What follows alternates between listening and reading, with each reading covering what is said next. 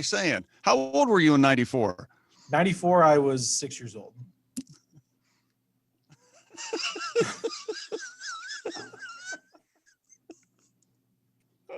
I was 37.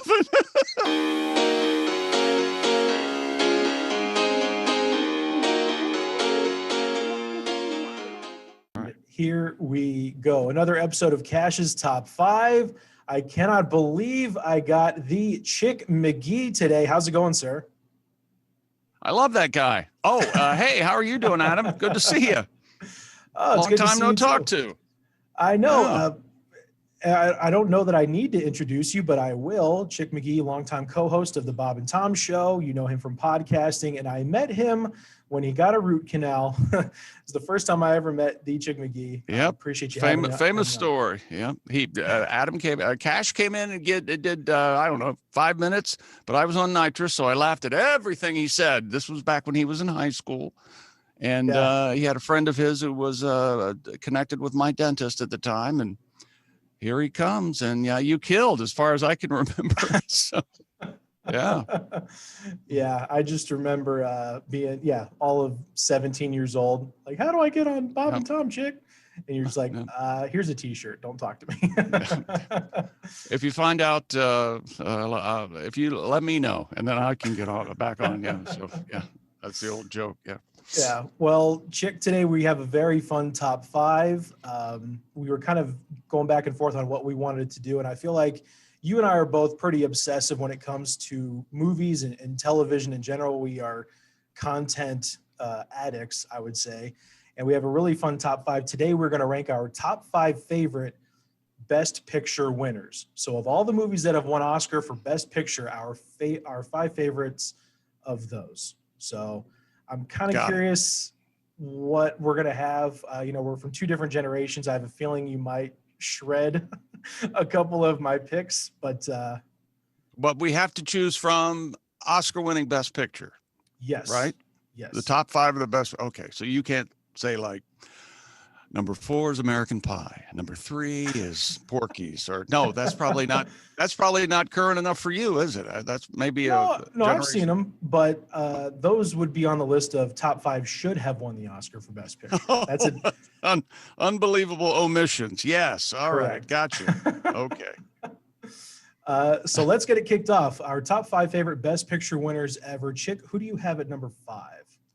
At number 5, I have Amadeus. Really? Oh, yeah. Okay, this is 1984? 1984. Good brain. Look at it. Look at him. Yeah, Mozart and Tom Hulce from probably, everybody knows him from Animal House. He played Pinto, but he just killed it during Mozart. He was great. And F. Murray Abraham was he was the court composer for the king before Mozart showed up. And of course, Mozart was much better than F. Murray's character. Well, actually, I talked to F. Murray Abraham at a point in my life.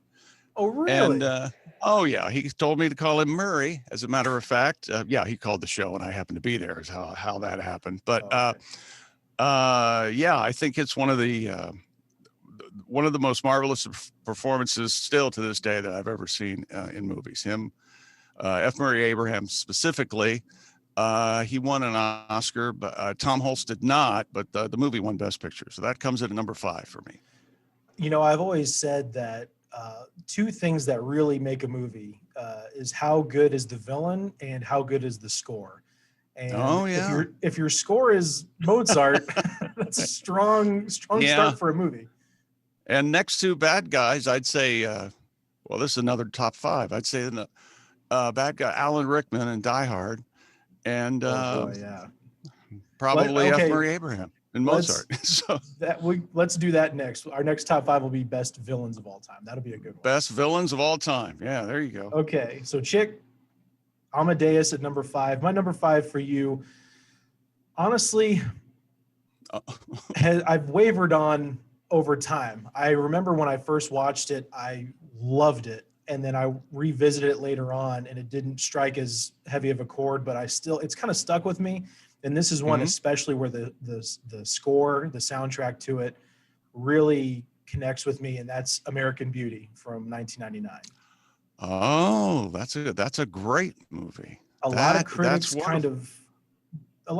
kind of thought it might have been a little overrated. It didn't really hold up over time. Obviously, Kevin Spacey did not age well, not literally, Both emotionally or yeah, exactly. physically. Sure, yeah, there's that problem. Yeah, but there's just something about that movie. It's quirky enough, like there's some symbolism going on. What does this represent? Allison Janney has a tremendous character with very few lines. She's very quiet, but she's kind of the quiet, you think about the path not taken, the what ifs of your life. Had I done this and this or whatever. And then the Thomas Newman score, again, that piano, and he's filming the trash bag, the grocery bag. You'll never look at a CVS bag the same way again after you watch American Beauty. That's exactly right. Yeah. So yeah, American Beauty for me, number 5. What do you have at number 4? Number 4, I have Godfather Part 2. Okay. So. All right. Yeah. Godfather Part 2 is number 4. Okay. What? Do you even need to explain? Some people will tell you, well, Godfather Part 2 is better than the first one. And I go, it's close, but the first one gets some respect because it was the first one. So just simply on that, so had the Godfather never existed, Godfather Part 2 wouldn't have been so great, would it? That's fair. And maybe perhaps a little foreshadowing of what's about to appear later on your list. There's a special cut of both movies, or all 3 movies out there.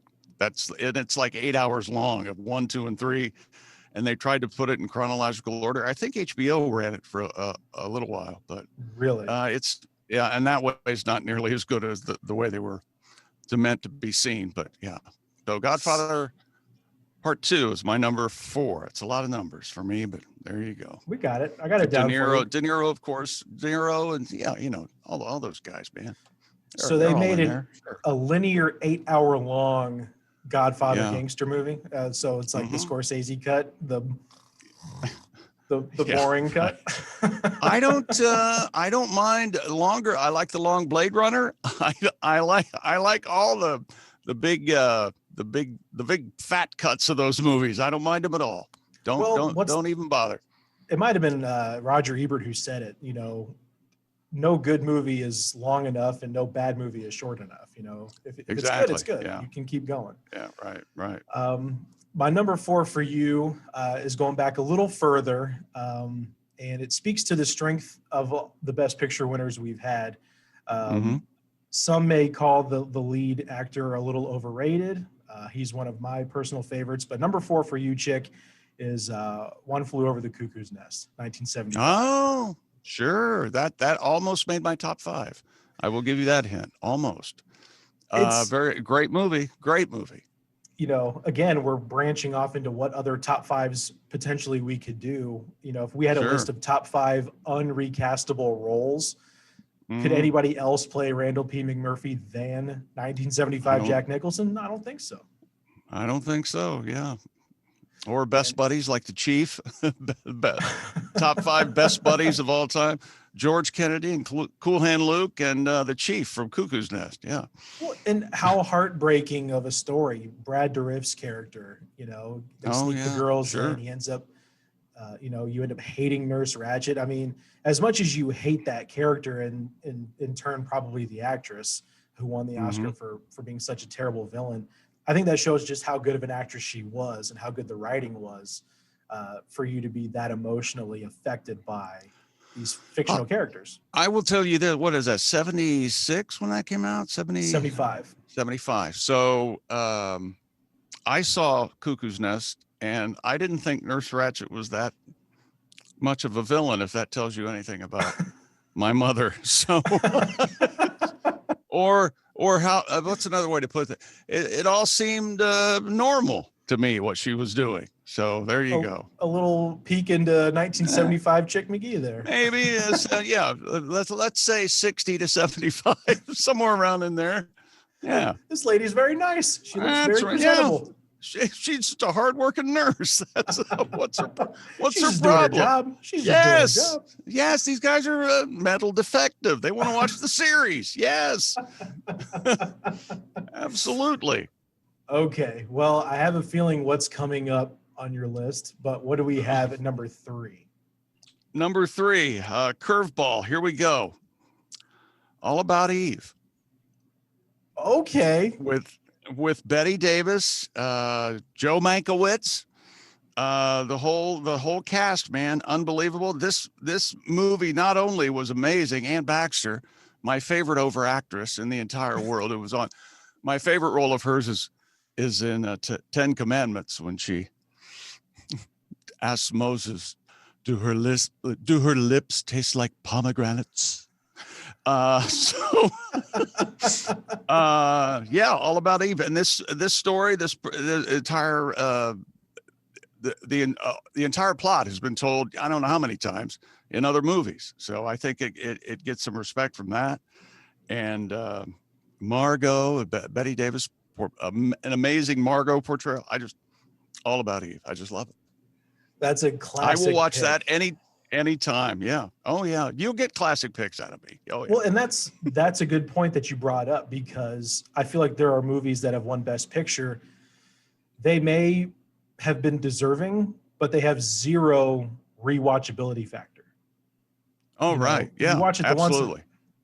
I don't know if I ever need to see it again. Like I saw it, like I think Spotlight is a good example of that. I really enjoyed Spotlight. 2015, Michael Keaton, Rachel McAdams, Mark Ruffalo, great cast, great. I mean, based on real events, uncovering all these sad cover-ups in the Catholic Church.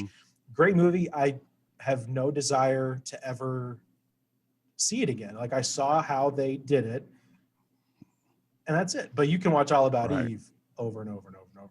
Over and over. Yeah, it's yeah. If I ever see it on, because I guess I'm still one of those people that I don't record everything that I just surf through every now and then, and I'll watch, because I guess everyone now, I mean, I'm guilty of it too. You stream everything and you don't really, look for something to be on and then watch that.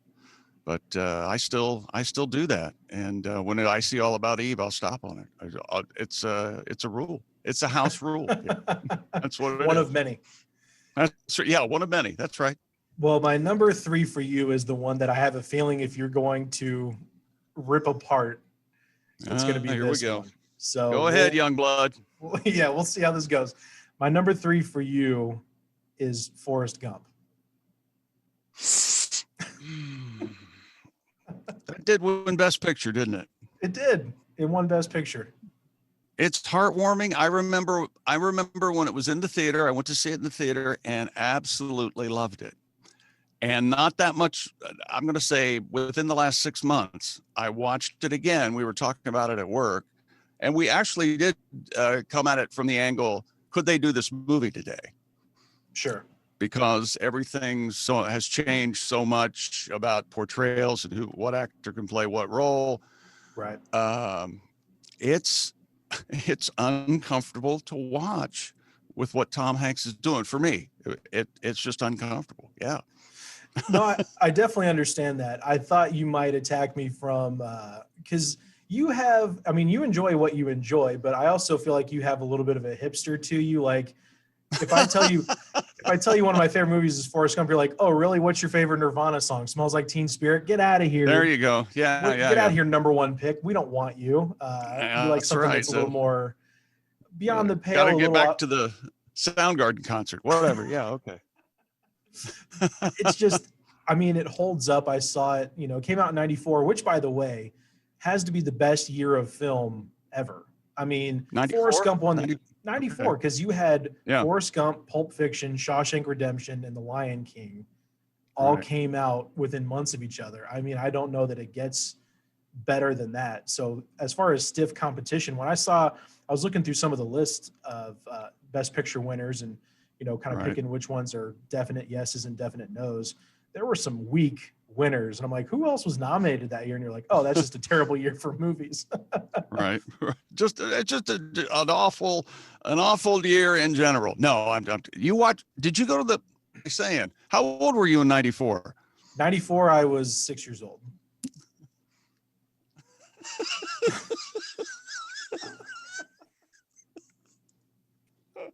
I was 37. No, wait a minute. Oh, yeah, 37. I would have been 40 in 97. Yeah. So there you go. Yeah. So, you could easily be my kid. You know that? yeah, sometimes I feel like I am. I'm going to be honest with you. You've always been fatherly. You've been uncle-y to me. Uncle-ish? Yeah. You've been uncle-y, yeah. Okay, we've got Amadeus. We've got Godfather Part 2. We have All About Eve. We're cracking near the top here. Who do you have? Your favorite Best Picture winner at number 2? Who do you got?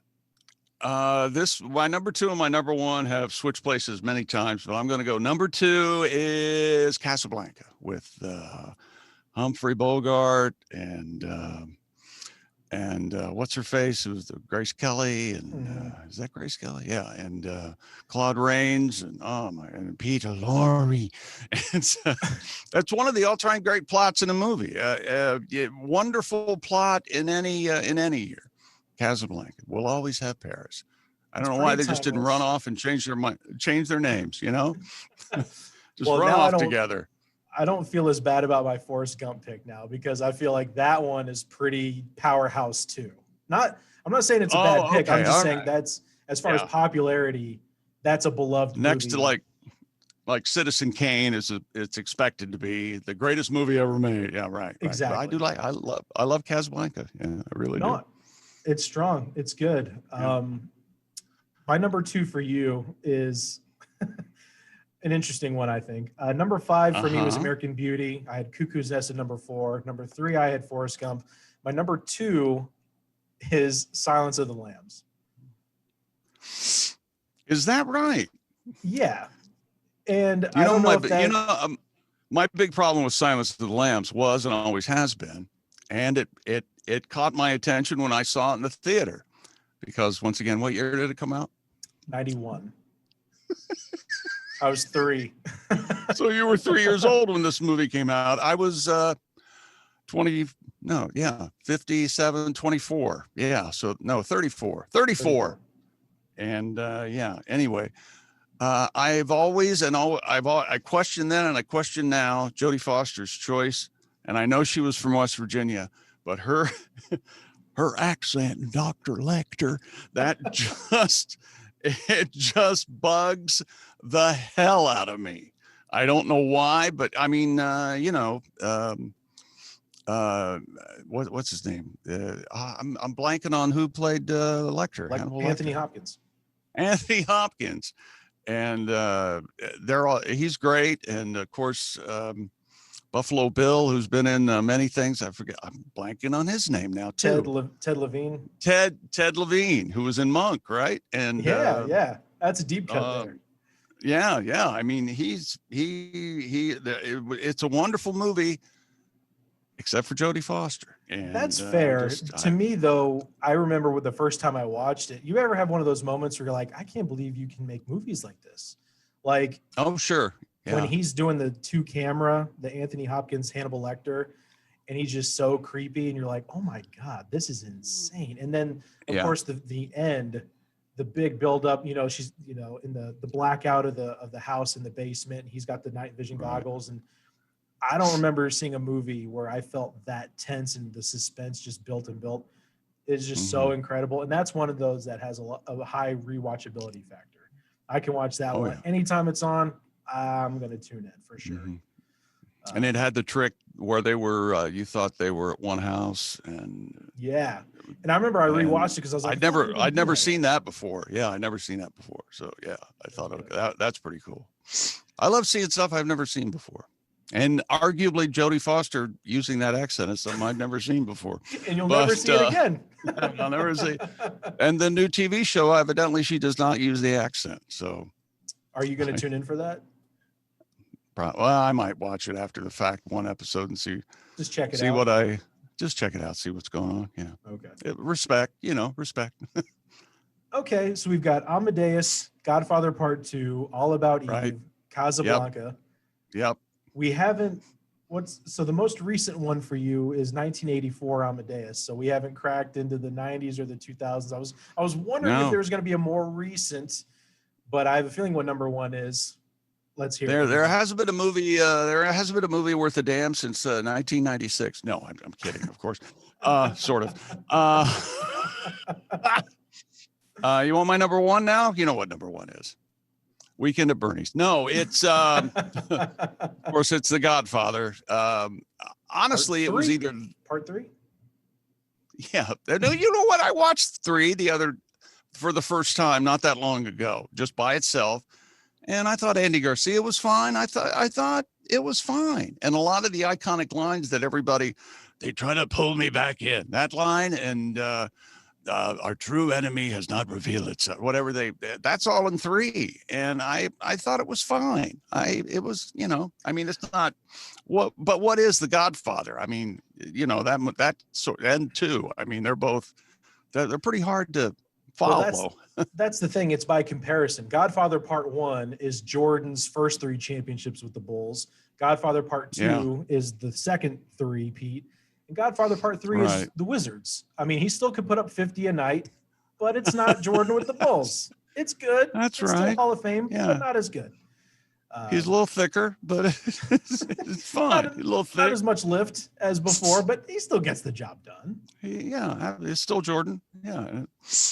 Godfather with Marlon Brando and James Caan and Pacino, Duvall. I mean, and that entire story, and that, I mean, gave birth to, everything else, and Coppola and all those directors hung out, Spielberg and Scorsese and all those guys. I mean, it's just an entire industry that movie people are going to like these kind of movies. Okay, here we go, and for that reason, Pulp Fiction was also almost my number one, because it kind of changed everything. The language and the way it was filmed, out of sequence, and the dialogue. I'm a big sucker for incidental dialogue. I love, I believe it's Crimson Tide, where Tarantino revealed he wrote some extra dialogue for it, something about the Silver Surfer and Marvel Comics, and they're having an argument below deck about which was the better Silver Surfer. And I saw that during that movie, and I thought, boy, that's interesting. Whoever wrote that didn't write the rest of this movie, and Tarantino said he wrote it. And that's, and the whole, in Pulp Fiction, the watch story, and Bruce Willis, and and Ving Rhames and the Gimp, and but anyway, just because of its place in history, I think Godfather has to be my number one. Yeah. It's a strong choice, and to be honest, it's a strong list. I got to be honest with you, though. I thought my number one would appear somewhere on your top 5, but it did not. It did not. It did not. It's a little more recent than some of your picks. We'll just say that. Just a reminder, I had American Beauty, then I had Cuckoo's Nest, Forrest Gump, Silence of the Lambs was number 2.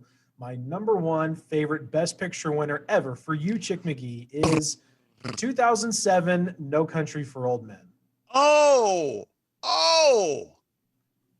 wonderful choice. Now, how is that not on your list? How is that not on your list? It would be in the top 10, I would think. Okay. That, and probably Raising Arizona, another. That didn't win the Oscar. Oh, there you go. See, there you go. That's on your should have won list. Top 5 pictures that should have won Best Picture. There you go. Which basically just turns into your top 5 favorite movies. Yeah. Top 5 topics on the show. Right? So that's a good one. And I'm blanking on his name now. Javier Bardem and the Dutch boy lost on a coin toss. But the Buster Brown haircut, and and that's pretty good. And Josh Brolin, oh my gosh, yeah, absolutely. Yeah. Well, I have a feeling that might have been one of your honorable mentions. Did anybody else not quite make the top 5 for you? I can't think of any that I really felt strong about. No, you're not going to like this. Maybe Lawrence of Arabia. Oh, Just because of the vistas and the views and no, I'm with you there. That's a gorgeous movie. Treasure of the Sierra Madre. I think that won Best Picture. That was I was thinking about that one. I don't know. I'm pretty happy with the list. I'm pretty happy. I respect your choices. Oh, hey, no, there's a lot of mutual respect here. I honestly thought you might come after me for a couple of them, but No. Just because you know what it's a whole different perspective. Yeah, you know. yeah. Well, and I feel like uh, I learned a while ago because I used to get kind of riled up, believe it or not. Oh yeah. And eventually you learn that, hey, people like what they like. If they don't like the same music, if they don't like the same movies, it's all okay. You don't have to It's yell about it. it's like if when the time comes and you're having a baby or some friends are starting having a baby, and if they're willing to share their choice of a name for that baby, no matter what it is, you go, what a great name. Awesome choice. Oh, Finster. Yes. Unbelievable. Finny, come here. Beautiful name. Yeah. Yeah. That's exactly. What a Uh, great choice. Yeah. The only honorable mention I had for you, because believe it or not, there's quite a few Best Picture winners I do not care for. I still think Gladiator is a joke. Oh Brother, Where Art Thou in 2000 should have won over it. The Departed, I absolutely hate in 2006. I have a Cannot, Departed story. I watched Departed first time, hated it. Then, like 4 years ago, I got really sick. I think I had COVID early, like 4 years ago. you're an early And adopter. and I watched The Departed. You know how these things happen. I'm just like, okay, this is I'm losing strength, and The Departed was on, so I just let it go. Loved it. Now, whenever I'm sick, I have to watch The Departed. I don't know. I can't explain it, but there It's you you, go. it's your movie version of The Price is Right. You're homesick. I Yeah. gotta watch it. And Gladiator, I'll tell you that I was surprised when I saw Gladiator. I had no expectations. I had no, this is going to be a great movie. It was one of those, oh, okay, well, this is supposed to be good. That was like 2000, I think, or something. And I walked in and it just it just blew me away. I love that movie. I love Russell Crowe. I love the dog and the fight scene, and Joaquin Phoenix is a great villain and one of the I top will 5 villains of say it. Yes. Joaquin Phoenix is a good villain in that movie, but I tried watching it several times over the years, going on Hmm. seriously 10, 15 years. I would every once in a while turn it on and I'd fall asleep in the first 10 minutes every time. I finally muscled through and I was like, I waited all this time for that. I was just not, it just wasn't for me. How do you feel about 1988 winner Rain Man? Man. Well, I think that again, I think that's another movie that would be uncomfortable to watch now. But Oh, yeah. I think I don't know. Tom Cruise gets a lot of. I give him wide berth. I think he gets. I think he's a pretty good actor, but he gets because he's beautiful. Let's face it, he's a beautiful man, and I say that with years of heterosexuality. He's a beautiful man, Sure. and I've always loved Dustin Hoffman, so it's okay. I mean, yeah, I don't think it deserved to win Best Picture. I don't know what was nominated that year, but I'm trying to think of what else was up in 1988. Who Framed Roger Rabbit? I think it was 88. okay. I do a Roger Rabbit. Oh, really? Oh, this is going to be great. Oh yeah, I have many talents, Adam. It never stops. Oh, well, I can't think of a better place to end than that right there. Chick, thank you so much for taking the time to do this. Well, you're welcome, sir. People can hear you on the Bob and Tom Show. Where can people find you? Where's all your stuff? Let's hear it. Let's see. The Chick McGee on Instagram, Chick McGee on Twitter, on all the Bob and Tom social platforms. I'll pop up a couple of podcast bits and pieces podcast. I'm on there sometimes. My buddy Josh Arnold does that Josh Arnold podcast, and we have a Bob and Tom podcast with highlights every day. So check us out. We appreciate it. You stay busy. I love it. Well, Chick, thanks, man. Clearly, we have multiple top fives that we need to do in the future. So We could next time do a top 10. Change the show around. Do a Ooh. top 10. we'll do our top 10, top 5 list ideas. There you go. We'll make Bingo. it meta. We'll be All here right. 2 or 3 hours. All right. Thanks, dude. All right. Talk to you next time.